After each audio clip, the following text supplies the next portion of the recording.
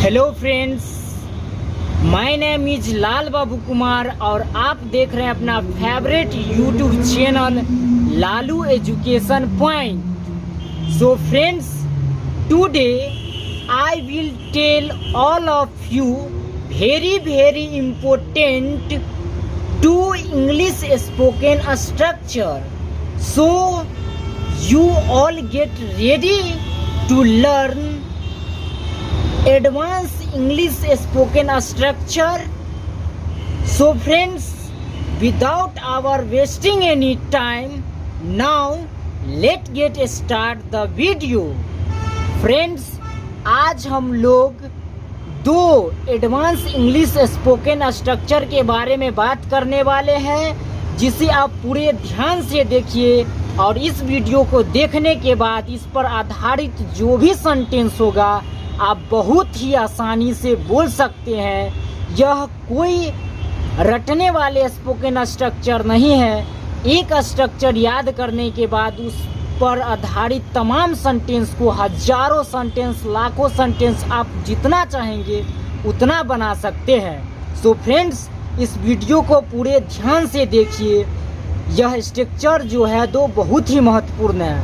So friends, हम first structure पर बात करने जा रहे हैं। फर्स्ट है सब्जेक्ट प्लस हैव या हैज या हैड या will have plus two plus V1 plus other word, जिसका हिंदी होता है पढ़ता है, पास्ट हो गया तो पढ़ता था और फ्यूचर हो जाएगा तो पढ़ेगा। जब सब्जेक्ट के साथ हैव या हैज होगा तो पढ़ता है होगा। जब सब्जेक्ट के बाद हैड होगा यानी पढ़ता था पास्ट में, क्योंकि हैड जो होता है हैव हैज का पास्ट होता है, तो पास्ट में था हो गया। जब सब्जेक्ट के बाद विल हैव होगा, स्पोकन में पता है आपको हमेशा विल हैव का यूज किया जाता है, शैल हैव का कमतर यूज किया जाता है, कम यूज किया जाता है। एडवांस स्पोकन में विल हैव का यूज किया जाता है। इसीलिए सब्जेक्ट के बाद जब फ्यूचर में करेंगे, जैसे पढ़ेगा, पढ़ेगी, देखो इस प्रेजेंट का पहचान क्या है? ता ता है हो हूँ को प्रेजेंट मानो, था थे थी को पास्ट मानो, आगेगी को फ्यूचर कहकर लो बच्चों अब टेंस पहचानो। तो जब है हो हूँ है तो प्रेजेंट में है, तो हैव हैज के क्योंकि प्रेजेंट में होता था, सब्जेक्ट के बाद हैव हैज लगा तो प्रेजेंट है। हैड हुआ तो था, मतलब जब सब्जेक्ट के बाद हैड होगा तो पढ़ता था हो गया, और जब विल हैव होगा तो पढ़ेगा। उसके बाद हैव हैज के बाद टू लगेगा, या तो हैड के बाद टू लगेगा उसके बाद, या विल हैव के बाद टू लगेगा। इसको चाहते तो तीन स्ट्रक्चर बनता, लेकिन हम एक ही में बता दिए हैं ताकि कम समय में एक ही बार में आप तीनों स्ट्रक्चर एक ही स्पोकन पर सीख सके, क्योंकि तीनों सेम ही था, ठीक। और यह स्ट्रक्चर कब लागू होता है? कंपल्सन के रूप में, COMPALSON। कंपल्सन मीन्स होता है अर्थात मजबूरी दिखाने के लिए। जब मजबूरी दिखाना होता है तब हम इस स्ट्रक्चर की बात करते हैं। तो एग्जाम्पल के मदद से आप सीखते हैं ताकि पूरा क्लियर हो सके। तो देखिए फ्रेंड्स, जैसे फर्स्ट है मुझे खेलना पड़ता है। आप थक चुके हो, लेकिन आपका कुछ ज़्यादा प्रैक्टिस कराने के लिए आपको ज़बरदस्ती खिला रहा है, यानी मतलब आपको प्रेरित कर रहा है। तो क्या होगा? मुझे खेलना पड़ता है। ज़बरदस्ती आप खेलना नहीं चाहते क्योंकि थक चुके हैं, लेकिन फिर भी खेलना पड़ता है। तो क्या होगा? I have to play. Subject क्या है? आई। उसके बाद यहाँ प्रेजेंट में है, पढ़ता है तो प्रेजेंट में है। देखिए जब हैव हैज होगा तो पढ़ता है, तो हैव। उसके बाद ये तो अलग हेल्पिंग वर्ब है, इसको नहीं लेंगे। आई हैव इसीलिए डैश दे दिया है। इसके बाद लेंगे टू। टू V1 क्या है? खेलना, तो प्ले। तो I have to play. Next क्या है? मुझे सोचना पड़ता है, तो मुझे का आई। हेल्प पढ़ता प्रेजेंट में है तो हैव हैज, तो पढ़ता है तो सब्जेक्ट के बाद हैव टू होगा या हैज टू, तो हैव होगा क्योंकि आई के साथ हैव लगता है।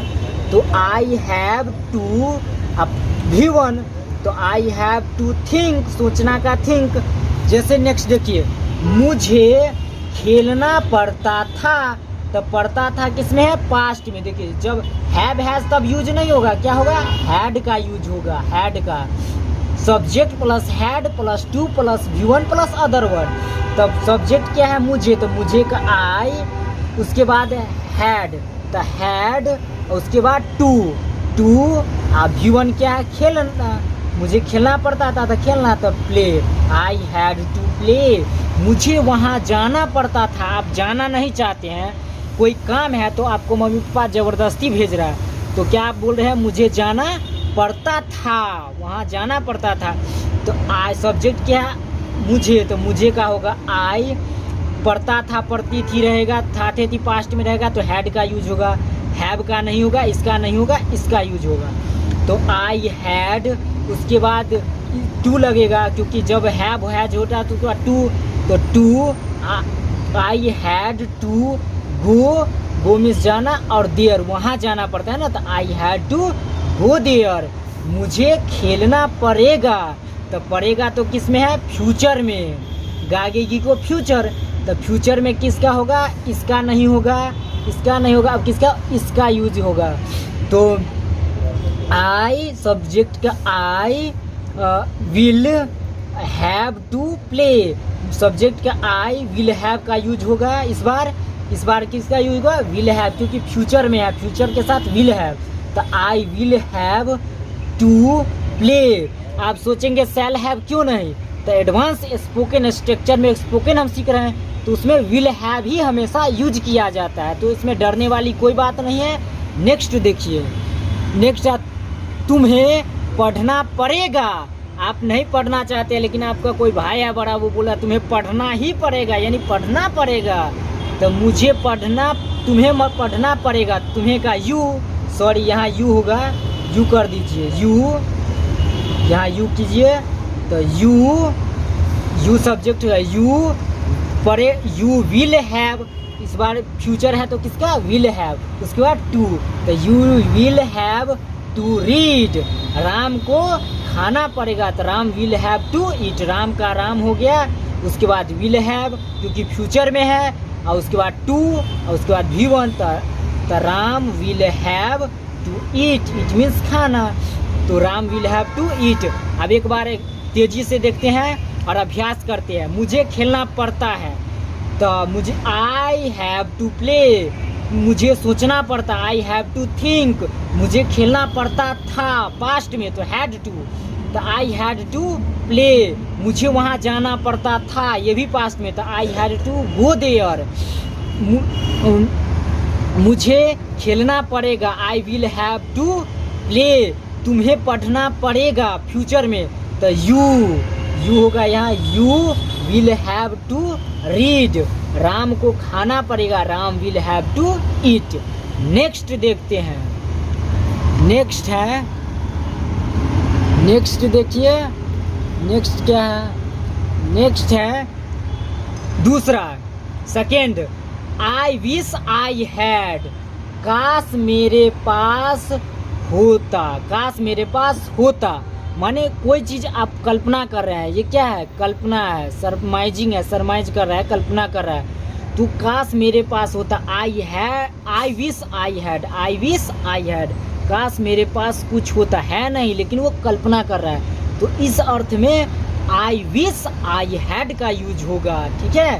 तो फर्स्ट देखिए, काश मेरे पास एक बड़ा घर होता, तो काश मेरे पास का क्या होगा, आई विश आई हैड, काश मेरे पास का, तो आई विश आई है, आई विश, देखिए यही उतार दिया नहीं है, क्योंकि काश मेरे पास होता, तो काश मेरे पास का आई विश आई हैड, तो I wish I had a big house, एक बड़ा घर होता, तो I wish I had a big house, काश मेरे पास एक टीवी होता, तो काश मेरे पास का क्या होगा, आई विश आई हैड, तो वही उतार दीजिए, काश मेरे पास का हो गया आई विश आई हैड और टीवी, काश मेरे पास तुम होती, तो I wish I had you means तुम।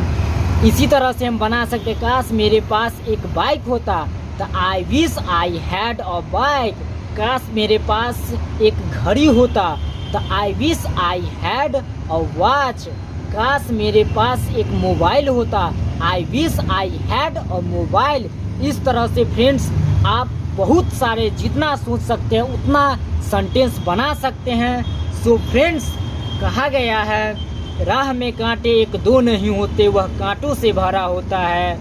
मंजिल जिस आखिरी छोर पर खड़ी होती है वह हर कदम पर चोटी होती है। Thanks for watching my video. जय हिंद, वंदे मातरम।